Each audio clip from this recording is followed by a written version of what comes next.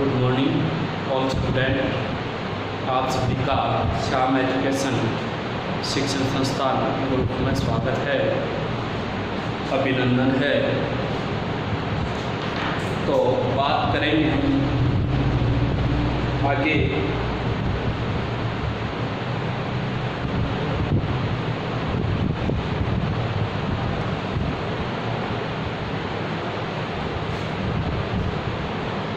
BA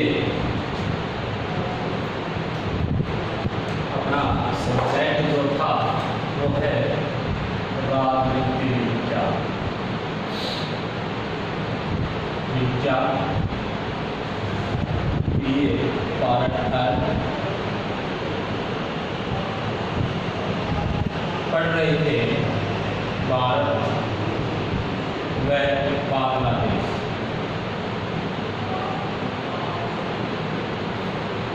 तो हम अध्ययन कर रहे थे भारत और बांग्लादेश का।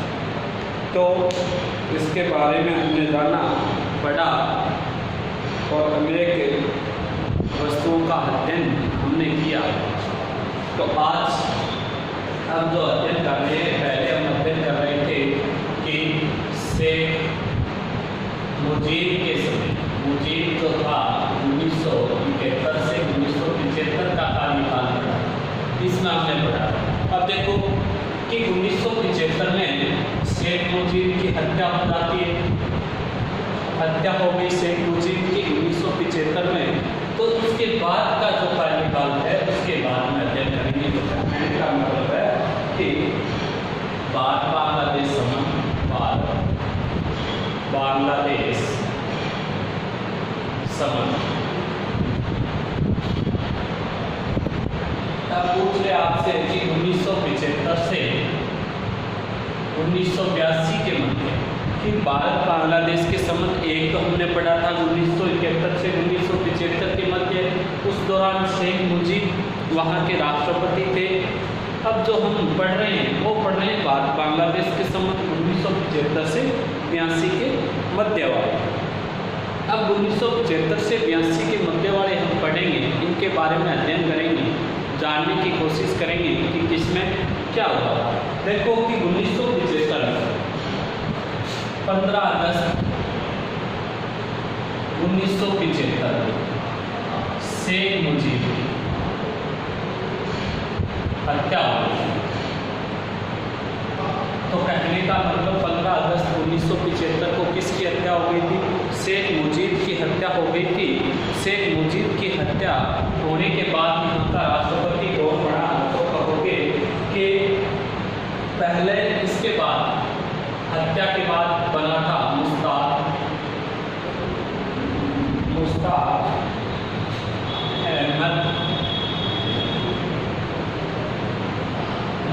अहमद बनते कि 1975 में शेख मुजीब की हत्या के बाद यहाँ के जो राष्ट्रपति बनते हैं बांग्लादेश के, वो बनते हैं मुजीब। अब पूछ ले कि 1976 में, अब इसके बाद क्या हुआ था? 6 नवंबर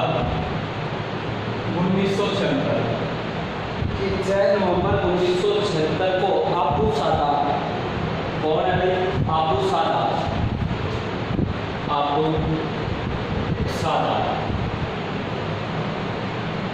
कि मुश्ताक अहमद रहे थे 6 नवंबर 1976 तक, 75 से 1976 तक। इसके बाद 6 नवंबर 1976 को अबू सादात तख्ता पलटकर कहने का मतलब है कि अबू सादात मुश्ताक अहमद को राष्ट्रपति के पद से हटाकर सेना के सहयोग से, किसके सहयोग से? सेना के सहयोग से खुद क्या बन जाते हैं? राष्ट्रपति बन जाते हैं। अब देखो राष्ट्रपति कौन बन गए भाई? पहले शेख मुजीब की हत्या के बाद मुश्ताक अहमद बनता है, 6 नवंबर 1976 को अबू सादात बनता है।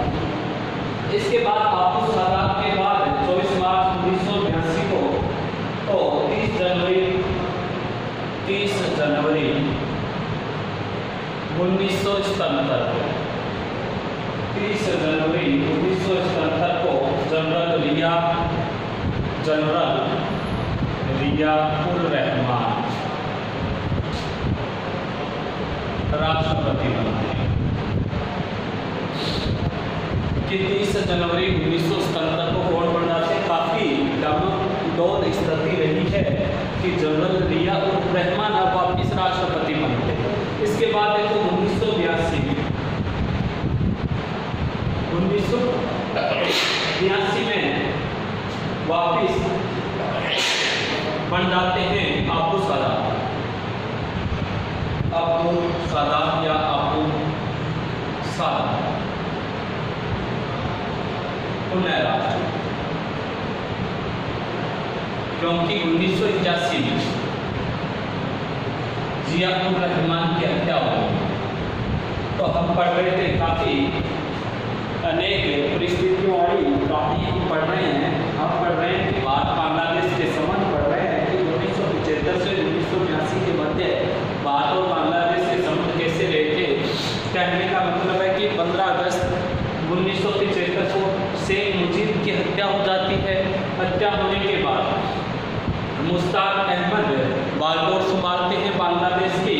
1976 तक 6 नवंबर 1976 को अब्दुल सदात सत्ता पर वापिस क्या बन जाते हैं, राष्ट्रपति बन जाते हैं। उसके बाद 30 जनवरी 1977 को जिया उर रहमान बनते हैं राष्ट्रपति। जिया उर रहमान 1981 में जिया उर रहमान की हत्या हो जाती है। अब जिया उर रहमान की हत्या हो गई तो उनके बाद 1982 में अब्दुल सदात उन्हें क्या बनते हैं, राष्ट्रपति बनते हैं।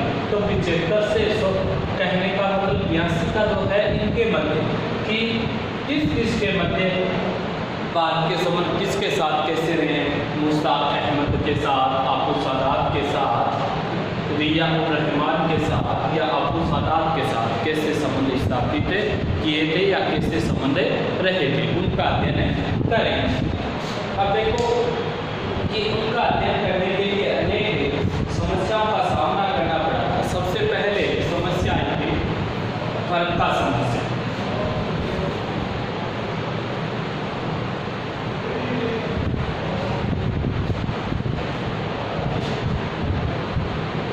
फरक्का समस्या। अब देखो फरक्का जो क्षेत्र है पश्चिमी बंगाल जो भारत का राज्य है क्षेत्र फरक्का है। आपसे पूछ ले कि फरक्का जो क्षेत्र है वो पश्चिमी बंगाल भारत का जो राज्य है उसका क्षेत्र फरक्का है। यहाँ से गंगा नदी गुजरती है। कौन सी नदी, गंगा नदी। तो गंगा नदी के जल को लेकर, गंगा नदी के जल को लेकर विवाद हुआ। कौन सी नदी के जल को लेकर विवाद हुआ था फरक्का नामक क्षेत्र पे, गंगा नदी के जल को लेकर विवाद हुआ। अब देखो गंगा नदी है इस क्षेत्र में दो धाराओं में बढ़ जाती है। कितने भागों में विभक्त हो जाती है, दो। एक तो है पद्मा जो बांग्लादेश चली जाती है, एक तो हुगली है, हुगली जो कोलकाता से बहती हुई बंगाल की खाड़ी की ओर चली जाती है। यहाँ फरक्का क्षेत्र है। तो फरक्का क्षेत्र से गंगा नदी है वो कितनी धाराओं में बढ़ जाती है, दो धाराओं में। एक धारा पद्मा के रूप में, एक धारा हुगली के रूप में कहाँ चली जाती है, दक्षिणी में चली जाती है। तो अनेक बार इस समस्या को लेकर, इस पानी की समस्या को लेकर अनेक बार अंतर्राष्ट्रीय मंच पर विवाद उत्पन्न कर दिया गया। कहने का मतलब बांग्लादेश है इस फरक्का जल विवाद को लेकर अनेक बार अंतर्राष्ट्रीय जो संगठन बने होते हैं, संयुक्त राष्ट्र संघ जैसे संगठन बने हैं, वहाँ पे लेके गए थे। तो ये जो समस्या है इस समस्या का निराधार करने के लिए दोनों देशों के मध्य कि 26 सितंबर 1977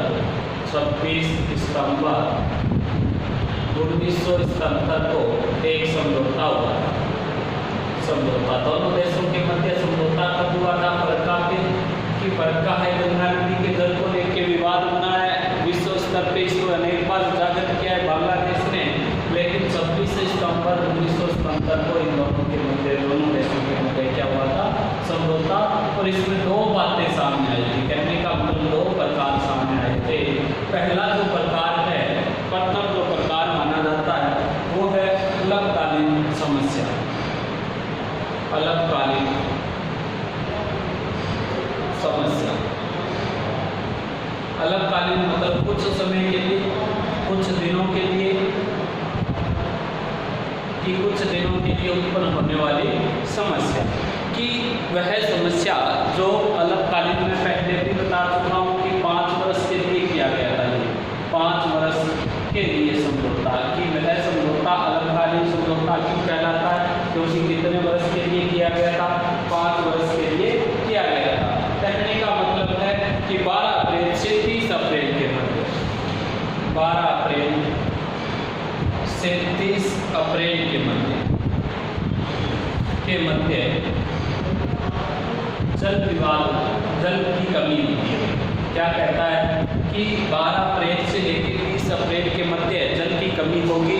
जल की कमी मानी जाती है कि इस जल की कमी 12 अप्रैल से 30 अप्रैल के मध्य भारत क्या करेगा कि भारत है वो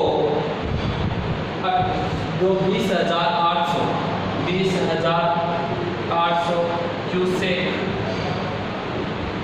जल कि भारत है 12 अप्रैल से लेकर 30 अप्रैल के मध्य कितना जल काम में लेगा भाई, भारत 20,800 क्यूसेक जल काम में लेगा। आपसे पूछ ले कि भारत कितना जल काम में लेगा, 12 अप्रैल से लेकर 30 अप्रैल के मध्य 20,800 क्यूसेक जल काम में लेता है। अब बात आती है बांग्लादेश की कि कुछ समय के लिए ये समस्या है तो बांग्लादेश कितना जल प्रयोग करेगा 12 अप्रैल से 30 अप्रैल के मध्य, तो 34,700 क्यूसेक, 34,700 क्यूसेक जल काम में लेगा। बात यहाँ तक हो गई कंप्लीट। कहने का मतलब मेरा ये है कि 12 अप्रैल से 30 अप्रैल के मध्य जल की कमी रहती है दोनों देशों के मध्य। तो उस जल की कमी को पूरा करने के लिए भारत तो है वो गंगा नदी का जल है 20,800 क्यूसेक जल काम में लेगा, और बांग्लादेश है गंगा नदी का जल है 34,700 क्यूसेक जल काम में लेगा। ये 5 वर्ष के लिए समझौता किया गया। उसके बाद जैसे जैसे 12-30 अप्रैल आएगी तो 30 अप्रैल के बाद भारत है वो वापिस 40,000 क्यूसेक जल काम में लेगा। कि 30 अप्रैल के बाद, कितनी अप्रैल के बाद, इस 30 अप्रैल के बाद भारत है वो 40,000 क्यूसेक जल काम में लेने लग जाएगा। और धीरे धीरे यह है अल्पकालीन जो मांग है पानी ले सकता है, इसको 5 वर्ष के लिए किया गया था, 3 वर्ष के बाद पुनर्विचार के लिए कहा गया। तो पहला जो विवाद हुआ था 1975 से 82 के मध्य वो है फरक्का समस्या। फरक्का समस्या की बात करें कि पश्चिमी बंगाल का एक क्षेत्र है फरक्का, गंगा नदी के जल को लेकर विवाद हुआ था। इसमें कहा गया, बांग्लादेश ने अंतर्राष्ट्रीय मंच पे कहा कि हमारे देश में जल की कमी रहती है, तो जल की कमी को दूर करने के लिए दोनों देशों ने 26 सितंबर 1977 को दोनों देशों के मध्य एक समझौता हुआ था। इस समझौते में तय किया गया कि एक अल्पकालीन समस्या का निराकरण करने के लिए 5 वर्ष के लिए किया गया था। कितने वर्ष के लिए? 5 वर्ष के लिए। 12 अप्रैल से 30 अप्रैल के मध्य जल की कमी रहती है। उस जल की कमी के कारण भारत 12 अप्रैल से 30 अप्रैल तक गंगा नदी का जल है 20,800 क्यूसेक जल का प्रयोग करेगा। उसके बाद बांग्लादेश है 12 अप्रैल से 30 अप्रैल के मध्य 34,700 क्यूसेक जल का काम मिलेगा। और उसके बाद जैसे जैसे 30 अप्रैल समाप्त हो जाएगी तो भारत 40,000 क्यूसेक जल काम में लेगा। तो पहला निराकरण इस आधार पर हुआ था, इस समस्या को दूर किया गया था। दूसरा दीर्घकालीन समस्या, दूसरी कौन सी अभी इसमें? दीर्घकालीन समस्या। अब आपसे पूछ ले कि दीर्घकालीन समस्या है, तो हम पढ़ रहे थे फरक्का समस्या, पहला इसका प्रकार पढ़ा हमने अल्पकालीन समस्या, दूसरी है दीर्घकालीन समस्या। दीर्घकालीन समस्या। अब देखो दीर्घकालीन समस्या की बात करें आपसे,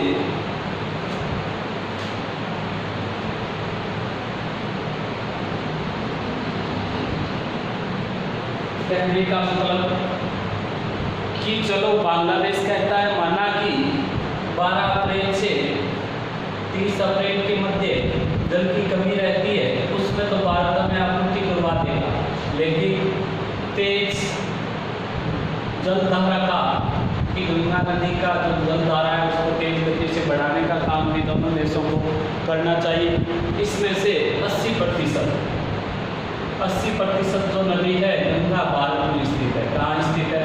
आपसे पूछ ले कि भारत में 80% गंगा नहीं होने के कारण, 20% बांग्लादेश में होने के कारण, तो ज़्यादा से ज़्यादा क्या कहता है कि भारत है वो 40,000 क्यूसेक जल है वो प्रयोग में लेता है, और बाकी जो रहा वो किसके हिस्से में आता है?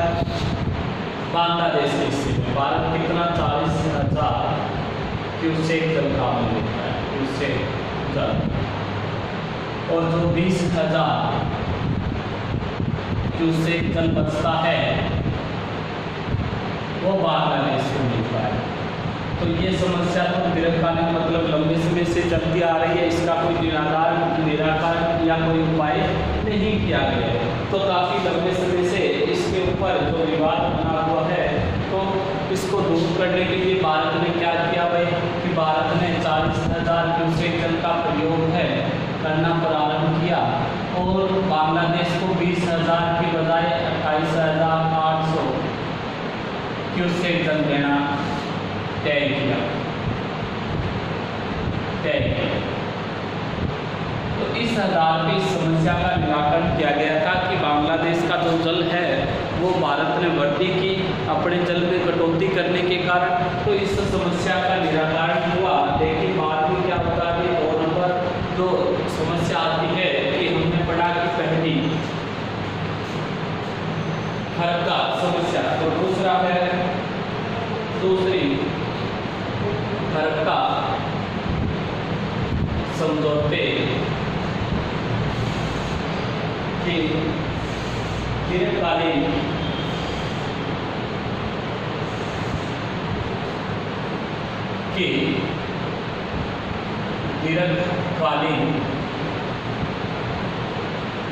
समस्या पर उकरना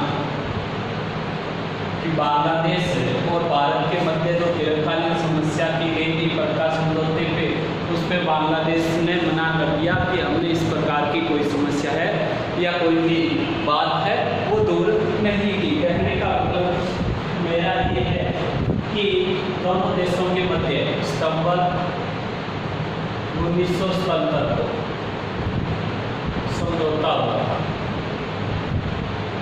कि सितंबर 1977 को दोनों देशों के मध्य, किसके मध्य में?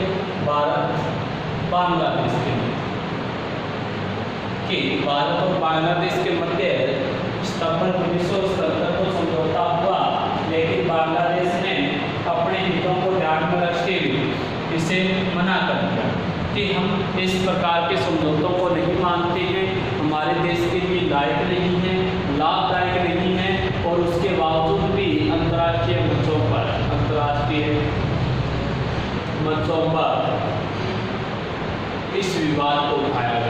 इस विवाद को उठाया गया कि दोनों देशों के मध्य सितंबर 1977 में इस चीज को लेकर समझौता हो गया था गंगा नदी के जल को लेके, लेकिन उसके बावजूद भी बांग्लादेश ने इस समझौते को मानने के लिए मना कर दिया, और अनेक बार अंतर्राष्ट्रीय क्षेत्र में से समझौते को उठाया गया। इस समझौते के बारे में कहा गया।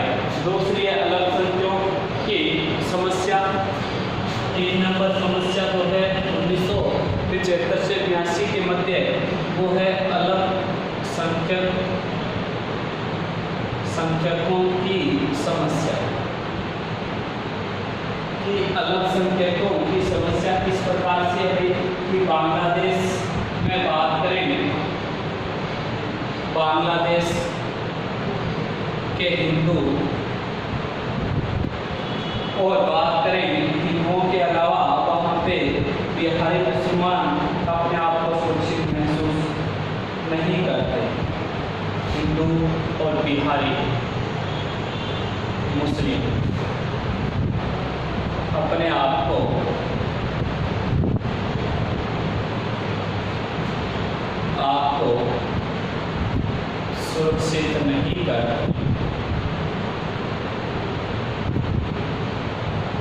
बांग्लादेश के अंदर जो हिंदू अल्पसंख्यक हैं, हिंदू जो लोग रहते हैं और बिहारी जो भारत के मूल के मुस्लिम लोग रहते हैं, वो अपने आप को सुरक्षित महसूस नहीं करते और अवैध तरीके से, कहने का मतलब सीमावर्ती क्षेत्रों से भारत आते रहते हैं,